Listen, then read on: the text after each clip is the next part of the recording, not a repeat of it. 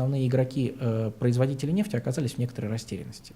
То есть того эффекта, который ожидала получить ОПЕК от, по сути, невмешательства в ситуацию на рынке, вот в рамках последних заседаний конференции ОПЕК, я не беру заседание последнее, 4 декабря, предыдущей сессии, где, соответственно, было принято решение, давайте все оставим как есть и посмотрим, кто выживет. Так вот, эта игра не сработала. Не сработала, мы видели, что и сама ОПЕК наращивала добычу, и, соответственно, Соединенные Штаты Америки не падали, и Россия тоже наращивала свою добычу и экспорт. Следующим ударом для рынка, который, соответственно, сильно дестабилизировал рынок, и эффекты этот до сих пор ощущаем, это решение конференции ОПЕК от 4 декабря 2015 года, в соответствии с которым, по сути, решения ОПЕК-то никакого и не было. То есть ОПЕК отказалась от квот и фактически сказала: давайте, ребята, мы будем мониторить рынок, все добывайте как хотите, делайте все, что угодно на этом рынке, а мы будем смотреть, как рынок на это дело будет реагировать.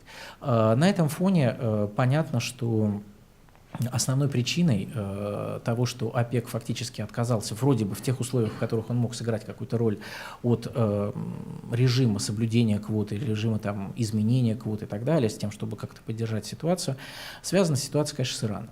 Иран почувствовал в результате снятия санкций, что он с 2016 года может и должен выйти на рынок. И надо понимать, что с 2012 года, когда Иран находился под действием самых жестких международных санкций, его долю на рынке забрали его заклятые друзья из ОПЕК, в первую очередь та же Саудовская Аравия.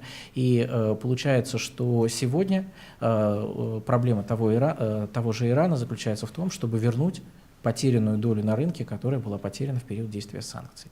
Естественно, любая из стран-участниц ОПЕК, она не может так просто отдавать свою долю. Да? И получается, что на уровне ОПЕК каждая из стран, по сути, начинает играть сама за себя в ситуации, когда нет четкой скоординированной политики внутри картеля. Это означает, что в картель сегодня не является серьезной регулирующей силой на мировом нефтяном рынке. Мы видим другие некоторые негативные тенденции в части спроса. Но главное не в этом. Главное в том, что большая часть биржевых спекулянтов, и это, кстати говоря, об этом свидетельствуют и отчеты ведущих инвестиционных банков, которые прогнозируют дальнейшее снижение цен на нефть и так далее, оно означает только одно, что спекулянты сейчас в целом на рынке настроены играть на понижение. И, естественно, они только разогревают эту ситуацию, которая сложилась сегодня на мировом нефтяном рынке. Что касается России, то наша точка зрения следующая. Конечно, складывающийся уровень цен на $30, вот сегодня у нас последние данные, там $30.40 за баррель, она, конечно, ненормальная ситуация и для мирового рынка, и для устойчивости всех игроков на рынке без исключения, и, конечно же, она ненормальная для России. Вот. Но говорить о том, что вот такой вот негативный тренд на сохранение низких цен на нефть в течение всего 2016 года, то есть 30-35 сохранится, я бы пока не стал. Мое мнение, что ценовой разворот обязательно произойдет. Вероятность ценового разворота во втором полугодии 2016 года существенно выше, чем вероятность сохранения низких цен на нефть. Но восстановление цен вряд ли будет, на наш взгляд, оно вряд ли будет шоковым.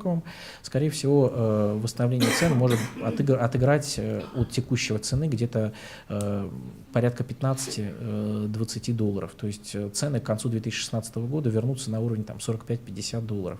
А в дальнейшая динамика цен будет зависеть от того, как будет складываться баланс спроса и предложения в последующие годы.